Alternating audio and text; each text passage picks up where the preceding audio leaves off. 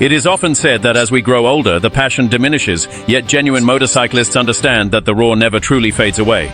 Today we shall discuss those motorcycles that not only comprehend your seasoned experience, but also celebrate it.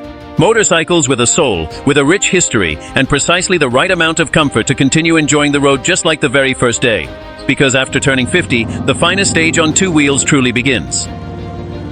Why do many return to motorcycles after 50? Because there comes a significant moment in one's life when you come to a realization about something truly important. You are not as aged as you previously thought, yet not so youthful that you can afford to wait indefinitely. The children no longer require your assistance to tie their shoelaces or take them to school. The new supervisor is younger than you. And hey buddy, what should I do now with this newfound freedom I didn't possess 3 decades ago? That's where the motorcycle enters the picture, not merely as a mode of transportation, but as an emotional time-traveling machine. You start to reminisce once again about that CB motorcycle you used to effortlessly glide with, picturing yourself as Steve McQueen in Villa Domenico, or that Suzuki GN you would admire in the magazine while diligently studying architecture with a generously thick-sliced salami sandwich. And perhaps you never possessed one due to financial constraints or because your mother would often warn you that you'd end up harming yourself, kid. But now, at this moment, you are the one in charge. Now you have accumulated some savings, possess a relatively healthy back, and desire to feel the breeze against your face once more, accompanied by the soothing yet powerful rumble of a twin-cylinder engine, appreciating that you can still relish something uncomplicated, genuine, and entirely yours. The motorcycle does that again. Your grounding, your escape, your controlled rebellion. You don't need to race, you need to live. When you reach 50, you're no longer looking to race anyone. You want to ride comfortably, without drama, and without feeling stiff when you get off. And these bikes are like armchairs on wheels, practical, smooth, noble, and full of character. Honda NC 750X, the Japanese Swiss. This is not merely a motorcycle, it is akin to a Swiss Army knife with handlebars, boasting a 745cc parallel twin engine that provides just the right amount of power, approximately 58.60 horsepower, yet with impeccable torque delivery suitable for both urban and highway riding. Its fuel consumption is ridiculously low, 3.5 liters per 100 kilometers if you ride calmly, and on top of that, the tank isn't where you think. The supposed tank is a 22-liter trunk, where you can fit anything from a full-face helmet to a container of Milanese with salad. Yes, with utensils. It also comes in versions with manual or automatic DCT transmission, ideal if you don't want to be juggling the clutch every 2 blocks. Smooth suspension, good aerodynamic protection, comfortable position, and typical Honda reliability. You'll get bored before it breaks. Ideal for those who want to return to 2 wheels. Without unforeseen surprises and with generous space for your lunch. Suzuki V-Strom 650, the SUV of motorcycles. This is the motorcycle that transports you to the ends of the world and brings you back without causing strain to your neck. It has a V-twin engine with 645 cubic centimeters, smooth at low speeds and lively at high speeds, with 70 horsepower that aren't intimidating but provide consistent power. Yes, it's tall, but there are versions with a low seat and gentle suspension. Comfortable like a movie theater seat, but without the person behind kicking you. Ideal for road trips, gentle gravel, and also for the city if you don't have an issue with the height. It has ABS, traction control, a complete dashboard, and a range that means you'll refuel less often than with your car. A noble, robust bike without any fuss, like that friend who always shows up even if you don't call them. Yamaha Tracer 7, the Sport Touring Zen. If you have ever dreamed of owning a sports bike but your back now prefers the comfort of armchairs, then this is the bike for you. The Tracer 7 is essentially the touring sibling of the MT. It is equipped with the identical CP engine boasting 689 cubic centimeters, inline twin-cylinder configuration. It offers swift responsiveness, impressive acceleration, but most importantly, a comfortable riding posture, fairing that shields you from the wind and suspension crafted for pleasure, not discomfort. Just over 190 kilos, with good basic electronics and brakes that won't let you down. It's agile for moving around the city, but it also takes you south without needing physiotherapy afterward. Ideal for those who want something more modern without going to the extreme. It doesn't shout, it doesn't bother, it accompanies you. Royal Enfield Classic 350, the memory made into a motorcycle. The classic 350 is pure nostalgia compressed into two wheels. It's that motorcycle that even if you buy it new, looks like it's straight out of a 1950s movie. And I'm not joking. Its design, its details, the sound of the exhaust, the hand-painted logo on the tank, everything screams glorious past. The engine is a 349 cubic centimeter air-cooled single cylinder with a serene, smooth and steady power delivery. It provides approximately 20 horsepower, which is sufficient to reach 90 without feeling as though the motorcycle is demanding more. Perfectly suited for secondary roads, rural pathways, or just to take a leisurely ride and lose track of time. And how about the comfort? The comfort. A luxuriously plush seat, a gentle and accommodating suspension, and an upright, relaxed riding posture. It is the antithesis of a modern sports bike. It demands nothing from you, just that you get on, start it up, and enjoy the ride. Additionally, it has charming details. The semi-analog dashboard, discreetly hidden USB port, and the sensation that each time you wash it, you're connecting with a piece of motorcycling heritage.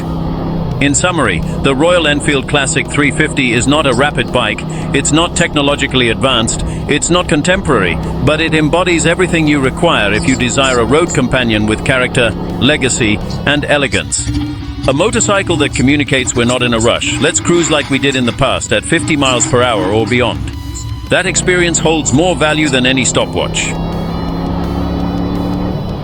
The Japanese custom Honda Rebel, much like that friend who consistently gets along harmoniously with everyone. Modern, simple, yet with personality.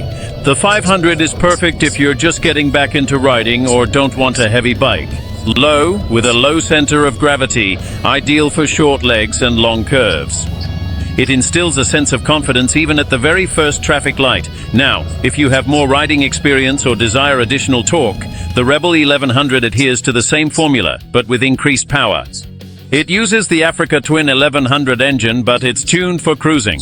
An optional automatic DCT gearbox is available. No clutch is needed if you like, making it ideal for avoiding traffic struggles or cramps. Both have a relaxed posture, futuristic custom style, without being Harley or poorly imitating it, and a ride that doesn't tire you out. Perfect for leisurely rides or going to the cafe without being asked to slow down.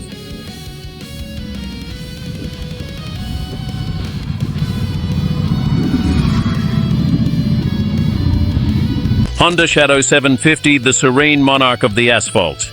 And if we're discussing motorcycles to ride with elegance, the Honda Shadow 750 is the sovereign of tranquility. It was introduced in the 1980s as a Japanese answer to American customs, and since that time it has been demonstrating that you don't need to shake like a blender to possess style. A 745 cubic centimeter engine, dependable like a grandmother with her cherished cooking recipes, a resonant sound without being overly noisy, and a smoothness that makes you feel as though you're gliding on a cloud of asphalt. It boasts a low-slung stance, a sofa-like seat, and a ride that feels akin to pure velvet. Ideal if you're no longer inclined to cling onto a sport bike, or if you simply desire to enjoy the breeze without battling against the motorcycle.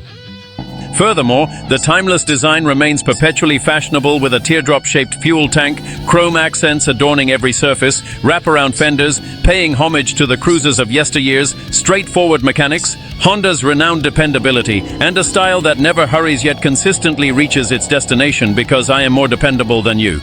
X-Triumph Bonneville T100 embodies a classic aesthetic with a contemporary core. The T100 resembles a bespoke suit, exuding elegance and timelessness, fitting you perfectly whether you possess a belly, a beard, or perhaps both. It appears as though it has emerged directly from the year 1967. Yet beneath that vintage-inspired design lies a 900cc twin-cylinder engine that is as smooth as warm butter. Ideal for individuals seeking a motorcycle with character but without the complexities of the old. You have brakes, anti-lock braking system, electronic fuel injection, engine, excellent suspension, and everything necessary to ride safely, yet with the appearance of Steve McQueen making a daring escape in a film. It's comfortable, versatile, and never goes unnoticed. Whether you're going to a motorcycle gathering or picking up croissants on Sunday, the Bonnie always scores points. The Suzuki GS and Honda CB are the two motorcycles that educated half the world in riding without experiencing breakdowns or injuring oneself. If you ever acquired the skill of riding a motorcycle during the 1990s or 2000s, there is a significant likelihood that your initial rides were on a Suzuki GS500 or a Honda CB500, and this was certainly not a mere coincidence. Both motorcycles were the ideal blend of mechanical simplicity, commendable behavior, and cost-effective operation. These two bikes didn't require 200 horsepower to thrill you, and certainly not to instruct you. The Suzuki GS500 made its debut in 1989 and swiftly established itself as the quintessential training motorcycle.